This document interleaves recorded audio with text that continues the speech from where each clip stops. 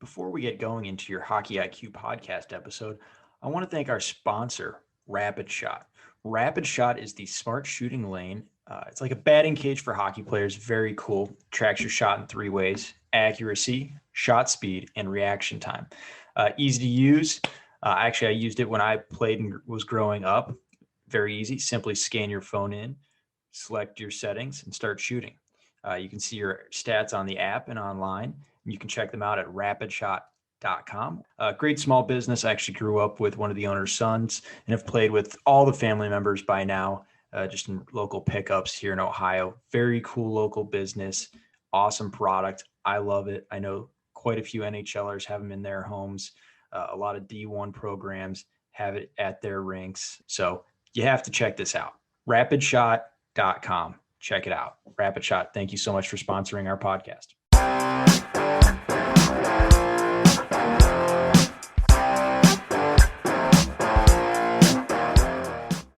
On the Hockey IQ podcast today, we bring on Matt Dumouchelle. Matt, thanks for making the time here. I know I caught you at a wonderful time getting your kids on the bus. Yeah, it's normally a busy time for me this time in the morning as we record, but they're already ready to go. They're good for me today. So thanks for having me on, Greg. Great to see you. Yeah, absolutely. And you've got an excellent series on, I forget what the exact series is called. I want to say it's like Hockey Factories, and it's on development, like hot spots around the globe. So it's really cool, and I'm excited to get into that. Yeah, thank you. So you're right. It's called Hockey Factories. I've been writing this with the coaches site for the last season and a little bit here, and it's been an incredible opportunity to get a chance to go inside some of the bigger clubs that you've heard of in Europe and some of the more successful ones in North America, and try to steal from them and what types of things they do maybe differently or what they emphasize and how they focus on development. It's very different stories, every one that we've done, from Shattuck St. Mary's, the first one, to the most recent one in Djurgården in Sweden. We've done Zug, Ljungholmer Mannheim, Frölunda, Jokerit, and the Okanagan Hockey Academy in between. So a little bit of flavor from everywhere, and a lot of similarities, but a lot of differences too. Yeah, we'll have to get the Chicago Steel and the University of Michigan in there shortly. Those names have absolutely been thrown around. That's not a mystery to us, for sure. Yeah, absolutely. But getting us going here, I'm just curious, what is the overall philosophy before we drill down into maybe some differences and similarities? What's some overall philosophies that are continually heard as you're looking at these places that are premier in their ability to develop players and coaches? Yeah, a lot of what works for them, or a lot of the difference makers, funny enough, when you first start kind of diving in, is all off the ice, and that's really there's a strong emphasis in the communication side of things through any different levels. The organization itself, making sure that in some of the European programs, the U20 group and U20 coaching staff knows what the U9 coaching staff is doing, knows how they're explaining certain drills, the verbiage they're using for particular plays or styles, so that everybody kind of understands that all the way through the line, that the verbiage and words that the U9 coach is using in practice is the same as the U11, the U13, and the U16, and all the way up. So the players become familiar with that. And then it's the communication with the players themselves, amongst the coaches and with the parents too, the explanation to the parents of the plan, and this is the program, this is what you can expect from our program when your son or daughter joins, and taking them through this development path just as much. The communication is the biggest part for me, and that kind of comes along with the alignment side of things as well, which you do see quite a bit with these clubs. Is everybody, like I said, is using the same words. They're using the same way to explain things. They all believe in the philosophy. It's what's on the front of the jersey and not on the back. And for a lot of these clubs that have gotten into this routine and things are working really well for them, it's the continuity of that coaching staff. A lot of this, I think, comes from the coaching side of things and starts with the coaches. But when you have, like as an example, in Jokerit, you've got a U13 coach that's been there almost 10 years. The director of coaching has been there almost 10 years. One of the skills coaches, 7 years. The U20 coach is going on his 7th year. So the constant mainstays that are these coaches, and the message that continues to come in, whether you're just starting out at a skating school or you're just starting to play with a stick in your hand, or you're looking at your name being listed in the NHL draft names. It's the same messaging all the way through, and the belief in the philosophy before anything else. And that, I think, especially for anybody in any group that you'd see running minor hockey or junior hockey, something I think everybody can do and everybody can steal, and just be clear on what that picture looks like. I think that's a fascinating piece that you just mentioned, highlighted, was the continuity. Like, how many organizations have a coach that's been at the U9 level for 10 plus years? When I'm thinking back just now of anytime I've heard of something like that, it seems to be up in Minnesota, where it's the guy who's running the rink and he's got the learn to plays every single year and has been there forever. But realistically, every coach, it feels like, wants to try to work with the highest level because, that's the biggest prestige, that's the biggest paycheck. I'm curious if there's incentives for those types of coaches to stay there, or that's just like the way that the culture is, that you specialize in X age range. Why is there such long continuity with coaches? I feel like that's got to be a massive difference between many clubs. It is, for sure, and you're 100% right. And there's a few different things around that, and kind of like you said, of the prestige of coaching the U16s or the U18s or the U20s and onward.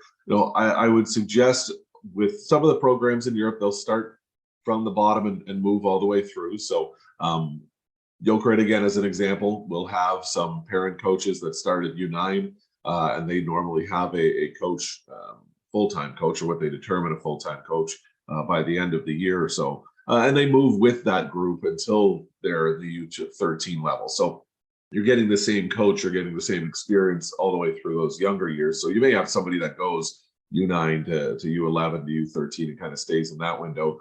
But you look at a program that we featured, Zug in Switzerland, and they had just had in that ownership change and that general manager's regime, they had a coaching change at head coach. And one of the people that I talked to, who was from North America and had played in Europe and experienced all of that, so he's kind of seen two sides of the coin, said there wasn't the push to, hey, hopefully if I win at U13, they'll see me for U16 and I can move up to U18, and before you know it, I'm working with the national team. And it's not as much a rat race over there as it is here in North America generally, where like you said, coaches are trying to move up. Coaches are trying to coach the better kids and to have their hands on that and to try to move up those ranks. There's a lot of coaches that I talk to in Europe, and this would include Zug and Switzerland and for London and Jokerit, where the win for them or the success they have for that is being one piece of that player's puzzle to send them along from U13 into U15, ready to play at U15. And some of the success that these coaches see is simply in that they had 25 kids or 30 kids on their roster the year before, and 25 to 30 of them are back the next year and continuing to play and continuing to love the game. So I think the expertise is something that is emphasized a little bit more, as opposed to trying to climb the coaching ladder, where if you're really good at explaining how to play defense without the puck or off the puck carrier, or you're really good at explaining how to play offense without the puck and creating space and time for your teammates, that's praised more than everybody just trying to coach U18 and have their name around when kids are looking to get drafted or scouts are coming in the building. And I love the thing that you just mentioned about, like, the definition of success is players coming back, loving the game, and prepared for the next level. as a coach myself, I can't think of a better compliment. Like all of your Mhm. players had a great time. They all loved hockey. They're wanting to either continue playing an adult league even, or Yep. come back and continue to love being around the rink. And then they're prepared for that next step, whatever that may be for them and what their goals are. So that's awesome. It sounds like much more of a teacher's mentality where it's like instead of teaching in school, you're teaching in hockey. Yeah, and Scott May, who's the general manager of the Okanagan Hockey Academy, I think said one of the great lines in the article about them was that they use hockey as the vehicle to develop the person. And I think that's one of the great gifts that anybody that coaches at any level has access to is to be able to not just help develop a good hockey player, but develop a good person. And they can take what you learn as a coach on the ice or off the ice of time management, of handling adversity, of just having individual conversations with your players and what their interest is. Because I think that's something that it sometimes gets missed in some of these programs, especially at the youth level, and especially when it starts getting competitive. And there's black jackets in the stands and all of that stuff. Is at some point these kids are not going to be hockey players, whether they play in the NHL at the highest level possible. Unless you're Chris Chelios, you're probably not getting past 40 or 41 years old. So at some point, they're going to be regular members of society and not necessarily NHL players, or they'll play through your junior program and come out at U19 or U18, and that's it. That's the end of their hockey until, like you said, they're playing with their buddies and stuff. And now it's how do you what have we created or what have we helped create for that person to set them up for success just in life? Will they be a good employee because they know how to manage their time, they know how to be organized, they're respectful, those types of things that you're looking for in anybody in the job market. You're also able to create as a coach in those players using hockey as that vehicle. So that's, I think, a huge part of that, and a huge mentality that I see. And this isn't just the European clubs, this is the one across the board that I think hit with everybody that I've spoken with so far, is the making sure that we're going to create a good hockey player. They're going to have a great hockey experience, and wherever that takes them. But end of the day, they're going to be good members of whatever community and society they join once hockey's done. Yeah, and I'll echo that because that's something I've seen.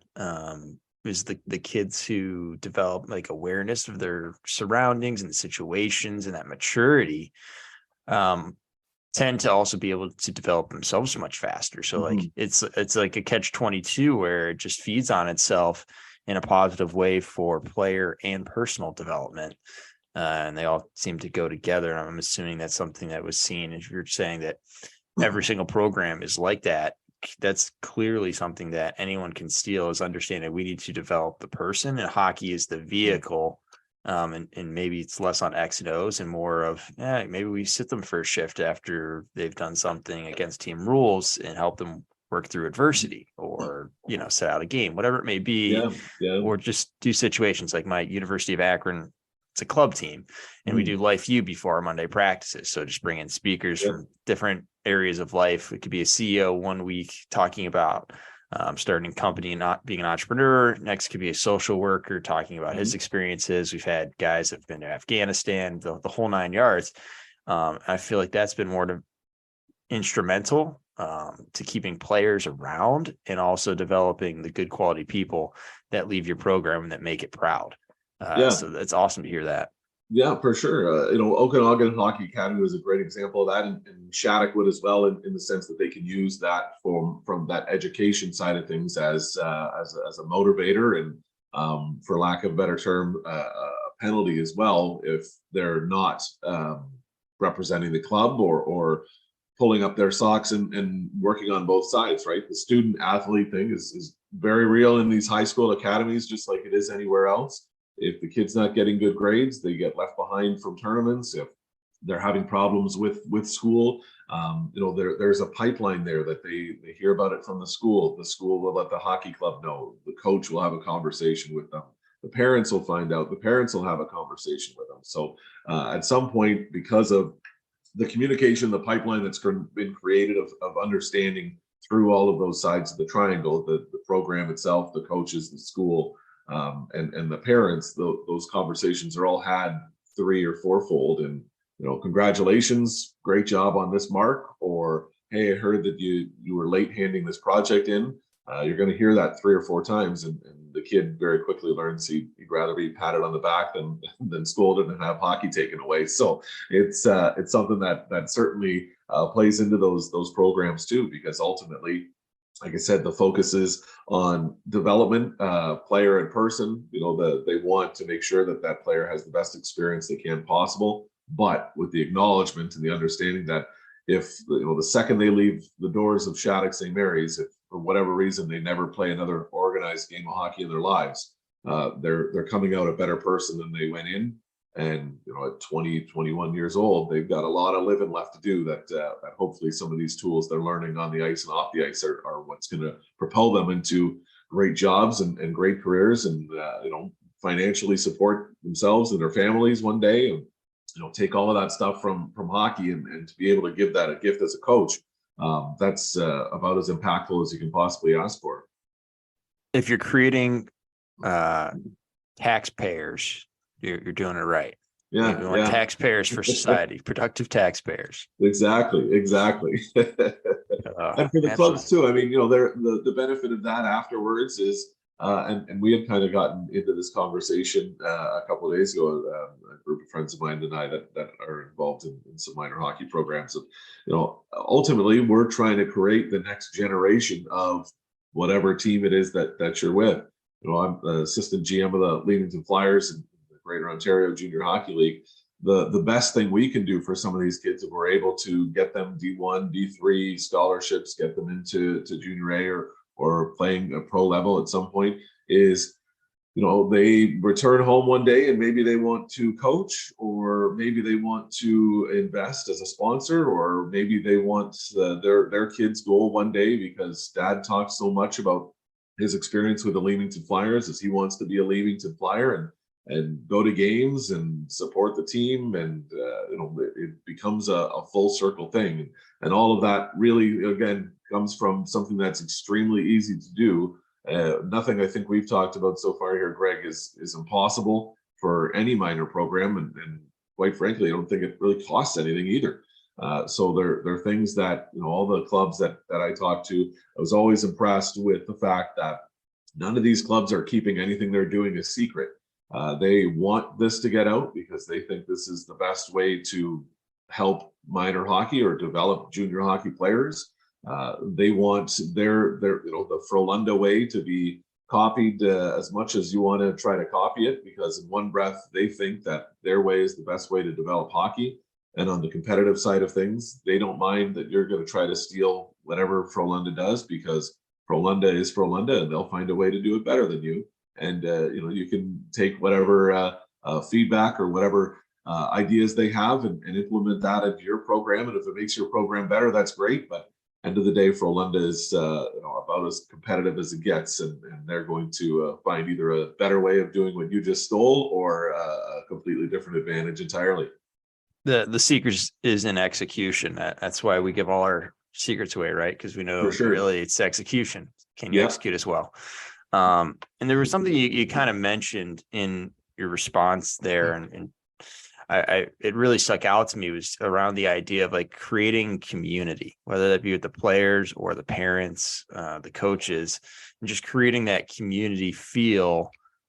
Because realistically, when we look back, why did sports clubs get founded in the first place? A lot of it was around giving back to the community, or finding a place in the community we can all go and cherish and share a moment together. Right. I feel like that is much better. I was having a conversation before the season with a high school team that was struggling to have numbers here. And, they were talking about, how do we get better? Do we do summer camps and do more ice stuff? And it was all about development. I'm like, thinking to myself, like, realistically, it's, you get more parents involved, and then they tell their friends and they're enjoying it. And then it expands from there, and you're building up this base of people who want to be more involved. And therefore you can do a little bit more and have more of that off ice drive and preparation. And realistically, we're all just trying to create memories for the players and kids. Like, why not let them play with their brother on the same line for a few games, whatever that may be, and creating these memories and community that is so important with these clubs and academies and teams. That I'm assuming that comes through loud and clear, that there's a sense of community within, and then broadly, even with all the support base. Jokerit uses the term community of coaches. They don't see themselves as a coaching staff. They reference themselves as a community of coaches. And in that sense, they've got a director of coaching. They've got support staff for some of the younger coaches. They've got support staff for the older coaches. But when they have meetings and when they discuss the Jokerit philosophy or their development model, whatever it is, like we said earlier, the U9 coach is in the room, and so is the head coach of the first team, and everybody has the level of comfort and the level of respect to speak up. This is working well for me. This isn't working well for me. What are you doing in your practice to do this? What are you doing for this? And even the conversations that I had, it was quite obvious that the U20 coaches in Europe are finding some really interesting ways to either dumb down a skill or emphasize a skill using games that U11 coaches are playing just on a more adult scale. Some of these programs, when they first get started, and this is more so Europe than in North America, have skating schools. So there's competition in Europe, not like there is in Canada. As an example of you are a young Canadian, you play hockey at some point in your life. That's just the way it works. Where in Europe, you've got soccer, you've got handball, you've got other winter sports that you'd find up in Sweden and Finland that are massive. So, Germany is a perfect example with Young Alder Mannheim. They have a skating school that they start at 4 years old. And their hope is a certain percentage of the kids that go through skating school end up playing hockey and going through the Mannheim program, because they've got to get these kids so early, or they're just going to play soccer. So they, the emphasis is there for sure. But that's where that sense of community comes from, is that they get a chance to, I think these clubs do a pretty good job of getting the older kids involved with the younger kids as well. So the U20 team comes out with the U9 team 1 year or one day for practice, or attends one of their games and cheers them on and fist bumps them on and off the ice. You're now setting a goal for that U9 kid that, man, I want to be like one of them these days, one day. That's 9 years down the road for some of them. And in that time, the parents are invested because the kid's invested, the kid's developing, and the program is able to find some of these better players and keep local as well. I think is one of the other important parts of what we hear from these programs too, is they're not with the development mindset, which has changed from the just finding the best player in Europe or the best player in your country and come bringing them to your program. Most of these programs, if not all of them, are strictly looking within the community that they live in. Djurgården does not want to have to go outside of Stockholm to find players. Zug can't go outside of Zug to find players. It's literally, their program is built on the kids that are in their individual community. And it's not that big a community population wise. So there's a great sense of community, and there's a great sense of trying to get these kids to fall in love with the game early, so that it's part of their lifestyle all the way through. And that kind of builds in how the coaches communicate and how the players, like you said, parents get involved at that young level. I mean, this, I'm sure, just as much as anybody. Once hockey or a sport in general gets into the bloodstream, it doesn't come out. So there's, that's going to be ingrained in you, and that's the type of person that you are, and where you get to enjoy your time, and where you are developing yourself as a coach or as an adult, dealing with younger kids and how to communicate with them and stuff too. So it's a circle. There's a continuum there for all of that, and I think the important part that they emphasize in there as well is that everybody has a voice at the table, but the philosophy is the philosophy. This is how we're going to play. This is what we're going to learn. You can chime in, you can share your thoughts as well, but the philosophy will be bigger than any individual player or any individual coach at the end of the day. Love that. I absolutely love that. Um, yes. Turning just slightly here, I'm curious about the differences in development, maybe more so between areas. Like, for Mhm. example, you mentioned that Switzerland, it was very geographic based, can't really go out much further than where you're Mhm. at. Sweden sounds like you can take from a little bit further. Obviously, in Canada, the United States, everything is pretty wild, wild west open. Mhm. So I'm curious, maybe some differences in the culture or the rules Mhm. that drive differences between these clubs. But either way, they're still finding a lot of success. Yeah, I think one of the big takeaways from the European clubs, and we'll get into location as well, because it's an interesting story. Zug actually is quite fascinating the way that they're built.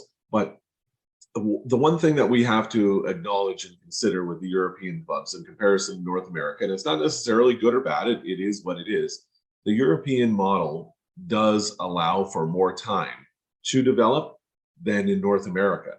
That having said that, the reason behind it is most of these European clubs, the Frölundas and the Okerits of the world, have a mandate that 50% of their first team has to be players that have come through their program. First team in Europe and the SHL and Sweden, I mean that is a very good league. So you're not seeing kids from U20 just jump into the first team. It's a very rare situation. So some of them have to go to different clubs, play for a couple more years, and then come back, or however it works for them. So their development window is a little bit bigger in the sense that they're really looking to get a really developed, really good 23-year-old, maybe a 20 to 23-year-old that can then fill a first team role or play professionally in Europe, or have a chance to come overseas and go to the NHL. Where in North America, we really built ourselves in our conversation. We were having this conversation amongst one of the minor hockey groups in our community not that long ago, of your deadline, so to speak, to take the next level as a hockey player is 15, 16 years old when the OHL draft comes around in Ontario, or the year before with the Western Hockey League. The scouts are looking at these kids at 14, 15, where in the European model and the way that the Europeans look at their players, they're not necessarily looking until 17, 18, 19 to see what they've uncovered, unless it's a rare player. So which one do you think would have a better idea or a better overall plan for development? The 15-year-old that's just trying to get into the OHL draft and trying to move on and trying to climb the ladder, or the 19-year-old that's been with the same program their entire junior career and getting those opportunities to develop those extra couple years without that additional pressure. So that was one of the biggest takeaways comparing the two, is that the Europeans do have a little more time in that the way that they're built. And North America, we seem like, just like anything else, there's a bit more of a rush to get these kids to be maybe not a finished product, but almost somebody else's project, to get them drafted and move them along and get to say, hey, we got this kid drafted. So yeah, and in territory is very different in there as well. There is that sense of community and local development that all of the clubs in Europe I spoke to have a certain percentage of players that they want to get from their specific communities. Switzerland is a very different beast, and I hadn't known this until having conversations with Rito Clay, their general manager, that Sweden is almost divided as in 26 different, or Switzerland, I should say, 26 different areas or states. So in the sense of like having Ohio as part of Switzerland. Switzerland is not a very big country to begin with, so they're developed and split up quite a bit. And each of those segments or communities has different, as they were explaining, different hours for school. So kids might start school at 9 o'clock in one area, or 7 o'clock in another area, or be done school a little bit later and a little bit earlier. There's also a cost to the school. So if you're trying to go to school outside of your community, there is almost an outsider's fee, for lack of a better term, to go to school. If you're from somewhere else in Switzerland, to go to Zug to go to school, it costs you as a family more to do that than it would be for you to just stay in your one area and play there or go to school there. So the challenge for them is they're getting a very small piece of a pretty small piece of the puzzle as it is, and really have to focus their development on every single person that's in that coach's or in that player's locker. I think in North America, we're really quick to jump on the top 10% and start developing them and really pushing them and really turning them into something and getting to say that that player came out of our program. Where in Europe and a lot of these countries, it's almost for survival's sake that you have to develop the kid who at 16 or 17 is not the fastest kid, not a great offensive player, more of a fourth line kind of guy, because at some point when that kid's 20 or 21, if you've pushed a bunch of players to your first team or you push them to other pro programs or into the NHL, that 14-year-old or that 17-year-old fourth line kid might be one of your local options that plays on your first team. And you're going to need him to be impactful because that first team is where these clubs make a lot of their money to take care of their program. So they've got to worry about developing the Rasmus Dahlins of the world that are going to go at the top of the NHL draft. And they also have to worry about the kid that's 17 that has something that they're pretty good at and not a whole lot around him, because that kid very well could be looking to play pro hockey one day, and you may need somebody locally that does that. So there's a much wider range, I would expect, of what development looks like from that perspective as far as people, where I think in North America we can check off a few boxes and really push a certain type of player to get to that next level. Europe, they've got to do it with everybody, just because there's such a big difference in enrollment numbers and what they have available to them. Wonderful. From all of that we've talked about, let's start to maybe pull this all together. What are some things that people, regardless of where they are in the world, can start to steal and implement in their own minor youth hockey system? Or I know we have some coaches that even are in the NCAA. What are maybe some things that they can steal to improve their player development and really, at the end of the day, get more wins? Yeah, I mean, they've got to be clear with what that philosophy looks like for their program. I think the clarity of that and the way that that's communicated is the start of basically everything you're trying to do. You have to be sure on your philosophy. You have to know what you believe the plan of development is. If you're looking at doing a long-term plan, a long-term development plan, you have to outline what that looks like, because you'll have to explain that to kids, to parents especially, and try to get them interested in the program. I think one of the things that was a huge takeaway from the European programs compared to some of the other programs that I'd spoken with is that concept of winning, and is that concept of success.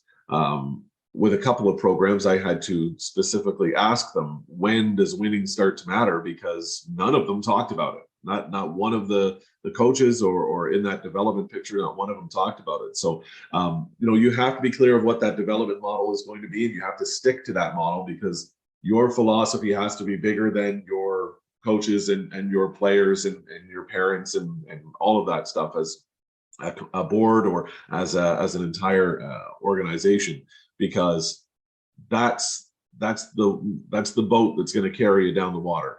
If you start changing things, if you have a bad U9 year or U10 year, and you want to start changing the way things are developed, I mean, change is inevitable. But if you're switching the way that these kids are developing, now you're mixing messages. Now one coach might be saying one thing, and the next year the other coach might be saying another, and that's when the wheels start to fall off. So the continuity of and belief in the philosophy, I think, has to start with the coaches and the way that they communicate that plan and the way that the parents understand it as well. One great thing for these programs is the parents that have their kids enrolled in this program. I've talked to a few of them in Europe and a few of them in North America, are crystal clear of what they're expecting as parents for their kid in that particular year or in that particular program. There are definitely parents that come down the way of, hey, my kid's not playing very much. Hey, why isn't my kid on the power play? Why isn't my kid playing with this kid? And so on and so forth. But the one nice thing for the coaches and the one nice thing for the administrators and such is it's not the U12 coach that has anything against your kid. It's not, this coach coaches differently, and maybe next year they'll get the chance. Everybody gets to stand behind the shield of this is how we develop players. The coach has the same message to the parents. May not even have to have that conversation where there's no parents knocking on the coach's door after a game or wondering what's going on after a practice, because the coach can then pass them to the executive board, and the executive board is the one that developed this philosophy. I'm just coaching the philosophy. So there's some protection in there for coaches, the way that that's built out as well. But that philosophy has to be crystal clear, top to bottom, all the way through. Again, I don't think that costs any money. I think that's really just making sure that you've got the right staff and the right people in place. Success is another part of that. And like I kind of alluded to in winning, and you alluded to in the question. What does success look like to your program? It's not right or wrong if you want to have the most banners on the wall for your U9, U12, U14, U16 programs. There's nothing wrong with that. That's something that everybody can share, that's tangible, that you can show somebody when they walk into the arena. Does your program want to create, or does it matter that your program creates the best U11 players in your state or in your province or in your country? Does it matter? That's your choice. For some of the, the long-term development plan, it doesn't matter at all. Those kids are nowhere near developed of what they're going to be, because these kids we're trying to springboard these kids into the NHL or into the first teams in Europe. If winning matters and that's how you sell your program, then that's what you have to do. You have to win. And sometimes the winning and a long-term development can coincide, but winning is normally, if you've been doing the development portion right, winning comes on its own. And it's not necessarily our development is because we win.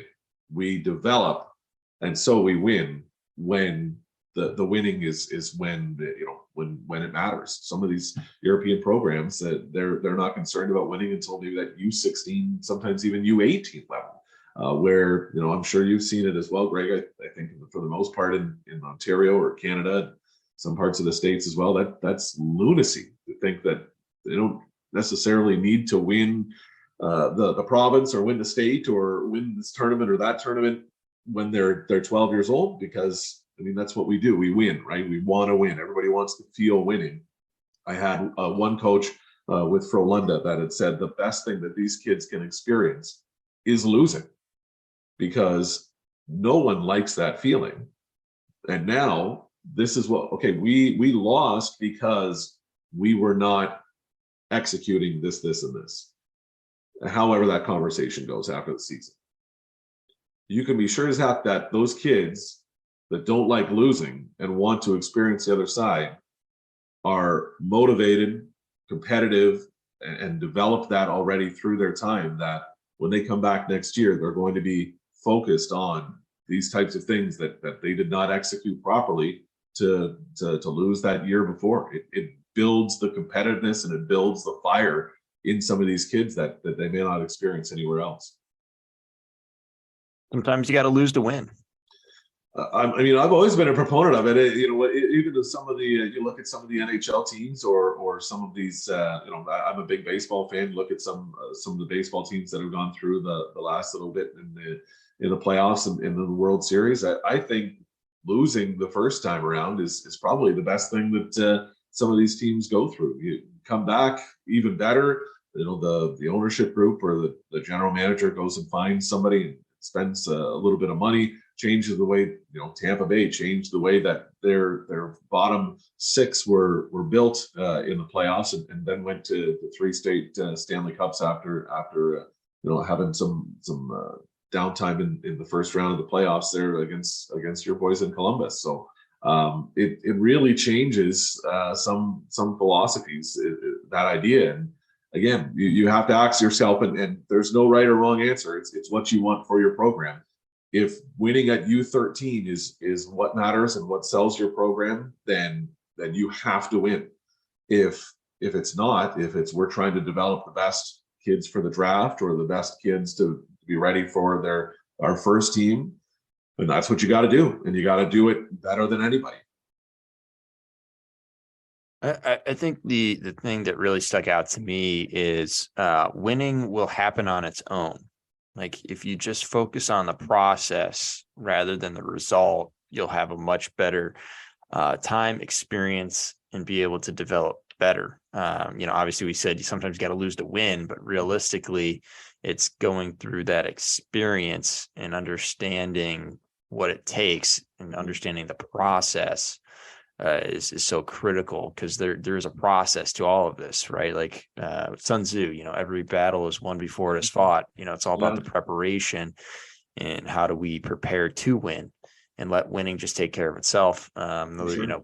Bill Walsh, the famous NFL coach, what is it? The scoreboard takes care of itself. Scoreboard takes care of itself. Yeah, it's true. And the one caveat to that, the one thing I emphasize when I explain this and what these conversations are like this is not a world of we just hope both teams have fun and we're all winners and all of that. I'm talking to Peter Forsberg, who's representing Zug. I'm talking to Yari Curry, who's representing Jokerit. I mean, these are some of the most decorated hockey players in the world. Olympic gold medals, Stanley Cups. Like these people that we talk to that run these programs, they want to develop these players, and the want to develop the players is a bit more. If you were to put it in a graph, is a little bit more than winning. But I can promise you, no one there wants to. No one wants to lose. Those guys that I mentioned there are probably some of the most successful players that have ever come out of Europe.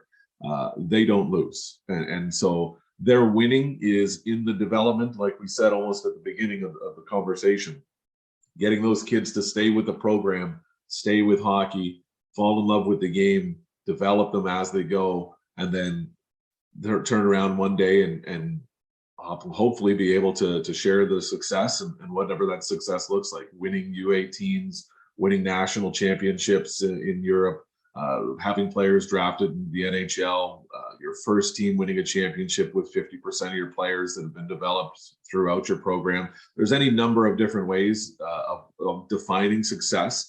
And of the programs that we've looked at, they've all had different ways of defining that success. But ultimately, they're all winning. End of the day, it's a win that Shattuck St. Mary's gets 7 kids drafted in the NHL. It's a win that the Okanagan Hockey Academy is sending kids to D1 universities or CIS schools and giving them an opportunity to play hockey that way. The Zug program in Switzerland just won 2 Swiss championships back to back. Frölunda is Frölunda. Djurgården is the most winning program in Swedish hockey history. I mean, they all win. It all comes to winning at some point. But for them, it's the development that builds to where that success or where that winning is defined.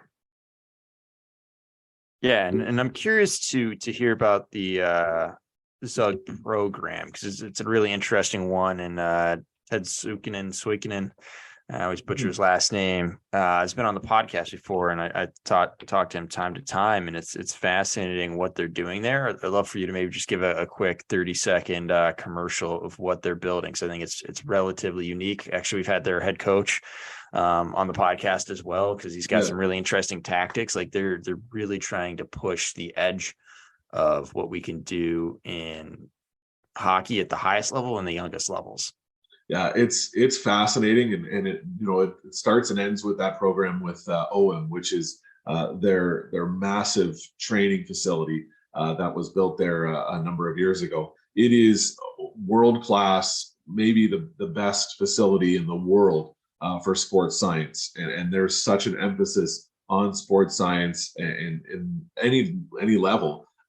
With what they do there. They have Olympians from across Europe that train in this facility. Their hockey team has access to it all the time. They will break down sleep and eat and everything to do with how the player's physical body is built, how their mind works. It's an incredible facility. And when I was going through the interview, as if Sweden or Switzerland is around the corner. I was invited a few times by their owner and general manager, and they said, I can tell you what this is like, but you've got to see it. It's just it's out of control. It's the future of what they hope is not just in hockey. It's in sport in general. And one of the big buy-ins, and there is certainly a specific group of, when you come through Zug, this is part of how it works now. We break down what you eat in the morning, what you eat before games, when to eat after games, when to eat before games, how much sleep to get, when to rest. It's all in the system and all the tests that they run, and these players are almost voluntary guinea pigs, in the sense that when you introduce this and this is how we're going to do, there's obviously some skepticism to it, but when you see it working, man, you think you've landed on the moon. So this is just the start for them. The way that they explain how this OM program is set up and how they run their hockey program, but it's something that's really going to change the way sport is played. Yeah, it's fascinating because I believe like Peter Forsberg's sons are now there. Like Ted Soikinen's obviously one of the best in the world at player development. Like they've really got some unbelievable people to go along with the facility. So it's really cool project. And even being 3 down in the final this year, the first team pulls out league championship, winning 4 in a row. Like absolutely fascinating. So it's they've really got something special there, and again, their general manager Rito Clay gets it, and their entire program. Like you mentioned, Ted, but a great conversation with, and getting to talk to Peter Forsberg a little bit about what his involvement looks like with the club and all that stuff too. I mean, they all laugh at what these kids are going through. If anything else, their concern, or one of their concerns, is how spoiled these kids are when they have to spit them out into the real world, that they had all their meals paid for and taken care of and prepared individually, and all of this and that, where they end up leaving the program and playing somewhere else. They're not living in the lap of luxury that they're used to. But Zug is a fascinating case. Every article that we've done, every story we've done for Hockey Factories and the coaches site has kind of taken on its own little world, or its own little angle in it. The one that was pretty obvious of which way we were going to be going was Zug, because when we had that first conversation with Rito, and he was showing us some of the pictures of the facility, I think we knew right there what was going to be front and center in the article. Yeah, unbelievable. But you don't have to have that facility to take it to your backyard. We've talked about a lot of great things here today, and I appreciate you sharing with us. It's always amazing to see what others are doing. What can we take and execute? 'Cause at the end of the day, it's what can we actually execute on. The ideas are dime a dozen a lot of times, but what can we personally execute in our situation, in our clubs, etc. So hopefully everyone has found something for this, Matt. This has absolutely been wonderful. 2 minutes, floor is yours. Plug anything you want, talk about anything you want. It's been amazing. Thank you. Yeah, absolutely. Thanks again for having me on. It was great connecting with you at TCS Live in the summer, and hopefully you'll be coming again this year. I mean, I'll plug the articles again. The series is called Hockey Factories. It's on the coachessite.com. You can normally just Google that and click through some of those stories. We also did a podcast as well, a 5-episode series on some of the audio clips from the interviews that I was able to conduct through those articles. I'm always thankful to Aaron and the team at the Coaches Site to be lucky enough to get to tell some of these stories and meet some of the people that I've been able to meet and communicate with and steal ideas from and all that. And I think that's the biggest takeaway I would hope that we've been able to do here is to identify that there's a number of different ways out there that you can make your program better instantly at any level and at no cost. And it's simply, making sure that you, like you said, are executing, that your plan is clear of what you want to develop from those players, and that we're all in it for the right reasons and just trying to make this game better overall and the experience better for the kids, so that they can tell their kids about it, and we can continue to grow this great game.